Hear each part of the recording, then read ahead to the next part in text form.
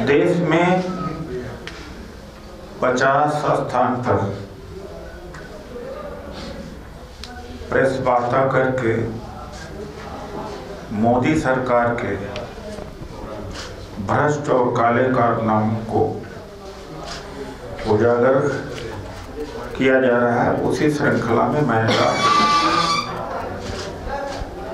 यहाँ आना हुआ। पार्टी का जो मैंडेट है, अभी व्हाइट पेपर बीजेपी लाई थी, उसके मुकाबले में चूंकि व्हाइट में व्हाइट ही था, कुछ था नहीं, तो ब्लैक पेपर पार्टी के द्वारा दिया गया।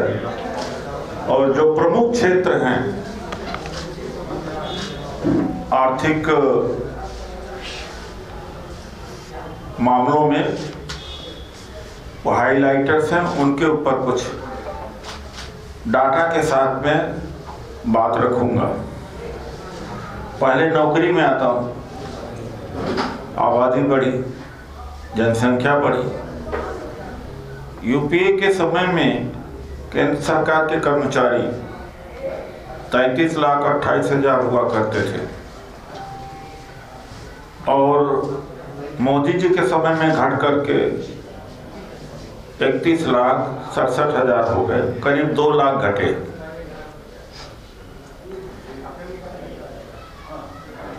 जहां भी मोदी जी जाते हैं या बीजेपी की सरकार होती, सबसे पहले सरकारी नौकरी के ऊपर हमला करते, ठेकेदारी प्रथा चालू कर देते हैं।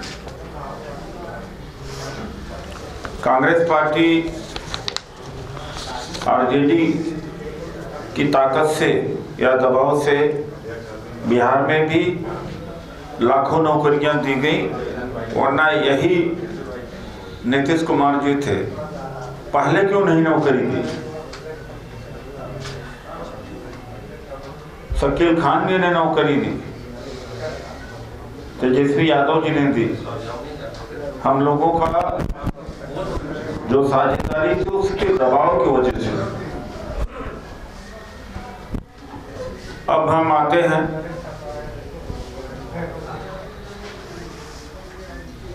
उत्तर यूपीए के समय में 2.2 लाख, यानी लगभग 2.25 लाख से कम बैंकों की ऋण माफी हुई थी। अब 14.5 लाख करोड़ से ज्यादा हुआ। 6 और 7 गुना ज्यादा पूंजीपतियों का लोन माफ किया गया। सर दोबारा बताइए कितना हुआ? 2.2 था 10 साल में यूपीए के कर्ज माफी, और मोदी जी के समय में 14.56 लाख करोड़, लगभग 6 गुना ज्यादा। तो पूंजीपतियों को कर्ज माफ करने के लिए पैसा है, किसानों को एमएसपी देने के लिए नहीं है। और जो जीडीपी की बात करते हैं, अर्थव्यवस्था की बात करते हैं, तो यूपीए में जीडीपी का जो औसत रेट था 6.7 था, और जब ये कह रहे हैं कि अर्थव्यवस्था बड़ी हो गई है, तो इनके समय में 5.9%, लगभग 1% जीडीपी घटी है। 2011 में ही वर्ल्ड बैंक ने भारत की इकोनॉमी को थर्ड इकोनॉमी बोला था, लेकिन अब झूठ बोल कर अब हो रहा है, लेकिन ऐसा बिल्कुल नहीं है, ये झूठ बोलते। और हम देखते हैं कि पिछले 4 सालों में 33,000 लघु उद्योग बंद हुए हैं, और जो ऋण है सरकार के ऊपर 56 लाख 58 लाख सार्वजनिक ऋण 2014 से 58.6 लाख करोड़ रुपए से बढ़ करके अब कितना हो गया, 173.3 करोड़। यानी देश के ऊपर कितना ज़्यादा कर्ज हुआ, 3 गुना से भी ज़्यादा करीब करीब हुआ है। ये देश चल रहा है, इसको देश चलाना कैसे? और उसी के हिसाब से यूपीए के समय में शिक्षा का जो बजट हुआ करता था 4.6 था, अब घट करके 2.9, लगभग 2%। तो जो आम जनता है, दलित है, पिछड़ा है, अल्पसंख्यक है, जिनकी माली हालत अच्छी नहीं है, पब्लिक स्कूल में नहीं पढ़ा सकता और गवर्नमेंट का बजट कम हुआ है, ऐसे में स्कूल बंद हुए हैं, फैसिलिटीज कम हुई है, टीचर की क्वालिटी कम हुई है। यानी इन वर्गों को अशिक्षित रखना, यह है इनकी स्थिति। इंटरनेशनल क्रूड ऑयल जो बहुत महंगा हुआ करता था, यूपीए के समय में लगभग $143 पर बैरल हुआ करता था, करीब करीब। तब तो पेट्रोल 71 रुपये हुआ करता था और डीजल हुआ करता था 57 रुपये। जब अभी कभी $84, कभी $90 प्रति बैरल हो रहा है, तो पेट्रोल के दाम 96 रुपये और डीजल के 90 हो गए। ये हालत है। अब मैं किसानों के ऊपर आता हूँ। जो ये हो हल्ला किया जा रहा है कि अगर एमएसपी दिया जाए तो 14 लाख करोड़ का भार पड़ेगा सरकार के ऊपर, कोई 20 लाख करोड़ कर रहा है। अरे भाई, जो किसान धान और गेहूं सरसों पैदा करता है, सबसे पहले वो अपने इस्तेमाल के लिए रखता है, तभी तो बेचेगा, उसके बाद ही तो बेचेगा। अच्छा, सरकार अगर खरीदती भी है तो आगे जो 80 करोड़ लोगों को 5 किलो राशन पर बांट रही है, वो पैसा तो जा ही रहा है। तो इतना, बिल्कुल इतना फर्क नहीं है। ये सब झूठ बोला जा रहा है। जो शंभू बॉर्डर पर किसान दिल्ली नहीं आने दे पा रहे, तो क्या वो ढाका बात करने जाएंगे या तो इस्लामाबाद करने जाएंगे? अपने देश की राजधानी में नहीं आएंगे। अब देखिए, आप इस समय तो सबको सुविधाएं हैं। पेरिस में किसानों से पेरिस भर गया है, मैड्रिड भर गया है, इटली आप देख लीजिए, अमेरिका में लगभग 50 देशों में चुनाव इस वर्ष होना है।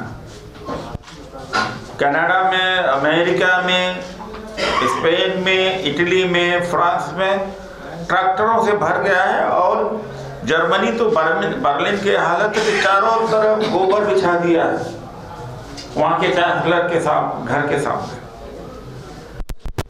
ये डेमोक्रेसी है हमारी डेमोक्रेसी खत्म हो चुकी है कि हमारे देश का किसान अपने देश की राजधानी में नहीं जाएगा तो क्या पाकिस्तान की राजधानी इस्लामाबाद जाएगा बात करने के लिए, या ढाका जाएगा? कहाँ जाएगा? और मैं अंत में एक बात और कहना चाहता हूँ। मुझे बड़ा दर्द भी होता है जब एक पत्रकार भी हो, एक नागरिक समाज का व्यक्ति, अरे कांग्रेस क्या कर रही है, आरजेडी क्या कर रही है, विपक्ष क्या कर रहा है, तो मेरा एक सवाल होता है उनसे, क्या भारत में आप नहीं रहते? बोलने की आज़ादी छीनेगी तो कांग्रेसियों का ही छीनेगी। क्या पत्रकार जेल में नहीं है? ये यूट्यूब भी बंद होने वाले, और रोज सुबह शाम मैं बैठ देता हूँ एएनआई को। सवाल कहाँ से आते हैं? प्राइम मिनिस्टर के ऑफिस से आते हैं। हर 250 की एक टीम है इस गवर्नमेंट की, और एक टीम 250 की टीम में 3-4 आदमी एक टेलीविजन पर लग गए हैं कि क्या टाइटल जाएगा। टाइटल वो डिसाइड करते हैं। तो क्या पत्रकार रह गए? उनका भी उतना ही चिंता होती है। सभी नागरिक की भी उतना ही चिंता होनी चाहिए। केवल राहुल गांधी जी की चिंता नहीं होनी चाहिए, या अखिलेश सिंह जी की चिंता, या खड़गे जी की ही चिंता नहीं होनी चाहिए। मैं तो धन्यवादी हूं। मैं तो ठुकरा के आया हूं, सिटिंग एमपी बीजेपी का छोड़ के आया। और ये तो रामनाथ कोविंद जी, मेरी यो हैसियत थी कि अपना बायोडाटा लेकर के मेरे यहाँ सिफारिश करने आए थे, लेकिन जब देखा विचारधारा तो आप समझ नहीं सकते कि नफरत के अलावा वहाँ झूठ के अलावा क्या होता है। मोदी जी गारंटी दे रहे हैं, किस चीज की गारंटी? झूठ बोलने की गारंटी दे रहे हैं। ये सब झूठ बोलने की गारंटी है। तो आज देश बहुत संकट में है, डेमोक्रेसी खत्म है।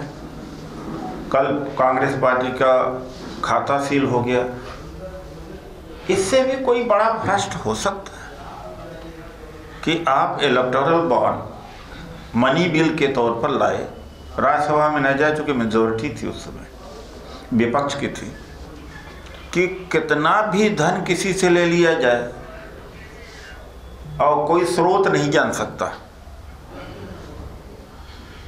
दुनिया में नहीं होगा ऐसा, दुनिया में ऐसा नहीं हो सकता कि आप 1000 करोड़ 5000 करोड़ लेते जाइए, किसी का अधिकार नहीं। आरटीआई लागू नहीं होगी, वोटर को अधिकार नहीं होगा, नागरिक को अधिकार नहीं होगा कि ये पार्टी कहां से पैसा लाई। अडानी का, अंबानी का पैसा यहीं से तो आया। और उसके बाद औने पौने दाम पर जमीनों को बेच देना, कोयला खदान देना, एयरपोर्ट बेच देना, समुद्र दे देना, नदी दे देना, पहाड़ दे देना, खाद्यान्न दे देना, ये हालत है। इलेक्टोरल बॉन्ड से बड़ा कोई चोरी, कोई भ्रष्टाचार हो सकता? 6-7 साल में सुप्रीम कोर्ट ने सुनवाई भी करी। अब कुछ तो हमें थोड़ा सा एक राहत दिखती है, वरना तो हालत क्या है कि वन मैन इंस्टीट्यूशन हो गया। सारी institution, ED, CBI, income tax, सब का इतना दुरुपयोग हो करके सारा विपक्ष को मिटाया जा रहा है। तो मैं आपका धन्यवाद करता हूं कि आप आए। कोई सवाल हो तो हम, या कोई और हमारे बीच एक सवाल है, किसानों के लेकर आपने बात करी। किसानों का जब स्वामीनाथन आयोग का गठन हुआ था 2004 में हुआ था, 2006 में सौंपा गया था। आप लोग की सरकार थी उस समय, आप लोगों ने क्यों नहीं किया? आज आप लोग बोल रहे हैं भाजपा ने कर दिया। देखिए, ऐसा है कि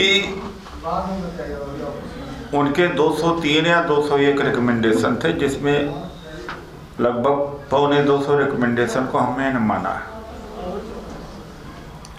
तो कुछ बातें रह गई थी, नहीं हो पाई।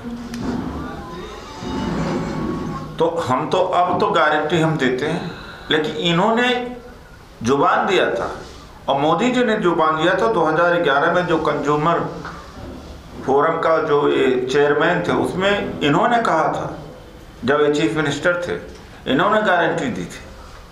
तो गारंटी दी थी इन्होंने, तो इसकी भी गारंटी दे दी। अब तो हमारे नेता जननायक राहुल गांधी जी ने कहा कि जैसी हमारी सरकार आएगी हम लीगल कर देंगे। और कर्नाटक में सरकार बनी, तेलंगाना में बनी, जो जो हमने वादा किया था पहले दिन ही लागू कर दिया। आप पता लगा सकते हैं। तो हमारी सरकार आएगी तो पहले दिन ही एमएसपी को लीगल कर दिया जाएगा। सर इधर एनडीए लगातार उसका कुंभा बढ़ता जा रहा है, आप लोग भी एनडीए इंडिया गठबंधन भी करते जा रहा है। देखिए, ईडी, इनकम टैक्स, मैं एक एमपी का नाम नहीं बताना चाहता हूँ, वो है महाराष्ट्र के, तो नहीं बताऊँगा, आगे नहीं। कहा अपने क्यों अपनी शांति को भंग करें। ठीक है, चलो चले जाते हैं।